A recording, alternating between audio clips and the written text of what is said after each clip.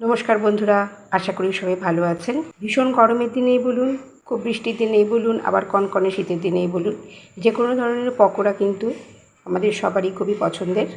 চা কফির সঙ্গে যদি এরকম ধরনের একটু পকোড়া হয় তো একদম জমে যায়। আমি আজকে যে পকোড়াটা করে দেখাবো সেটা হলো ছোলা আর মটর ভিজিয়ে। কী করে রান্নাটা করছি চলুন আসুন দেখে নিই। পকোড়াগুলো বানানোর জন্য দেখুন এখানে 150 গ্রাম ছোলা, 150 গ্রাম মটর আমি ভিজিয়ে রেখেছিলাম রাত্রিবেলা, আর সঙ্গে নিয়ে নিয়েছি এখানে আদা আর শুকনো লঙ্কা। একই সঙ্গে কিন্তু এগুলো মিক্সিতে একটু গ্রাইন্ড করে নেব। ছোলা মটরটা কিন্তু খুব ভালো করে মিক্সিতে আমি পেস্ট করে নিয়েছি। এবার দেখুন কেটে নিয়েছি, এখানে 4টে রসুন আমি কুচিয়ে নিয়েছি, 4টে কাঁচা লঙ্কাও কুচিয়ে নিয়েছি। এই ছোলা আর মটরটার মধ্যে আমি দেব একটু কর্নফ্লাওয়ার, যাতে খুব অল্প পরিমাণে দিতে হবে, মোটামুটি 1 চামচ মতন দিয়ে দেবো। হলুদ গুঁড়ো, স্বাদ মতো লবণ, পেঁয়াজ কুচি দিয়ে দেবো, রসুন কুচি, কাঁচা লঙ্কা। এই সমস্ত উপকরণগুলো দিয়ে কিন্তু খুব ভালো করে হাতের সাহায্যে মেখে নিতে হবে।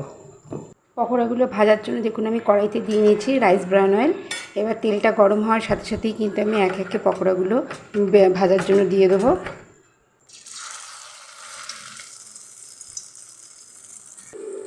এরমভাবে কিন্তু একে একে সব কটা পকোড়া আমি ভেজে তুলে নেবো। টমেটোর ভিজিয়ে যে পকোড়াটা আমি করছিলাম সেটা দেখুন আমার শেষ হয়ে গেছে। আমি একটা আলাদা প্লেটেও কিন্তু ঢেলে নিয়েছি, সঙ্গে দিয়ে দিয়েছি পেঁয়াজ, কাঁচা লঙ্কা আর দিচ্ছি সস। আশা করি রান্নাটা আপনাদের ভালো লাগলে সাবস্ক্রাইব করে দেবেন, লাইক করবেন, শেয়ার করবেন, কমেন্ট করবেন প্লিজ। চাপ দিয়ে সেরে নিয়ে আসবো আবার একটা নতুন রান্না নিয়ে। ভালো থাকবেন, নমস্কার।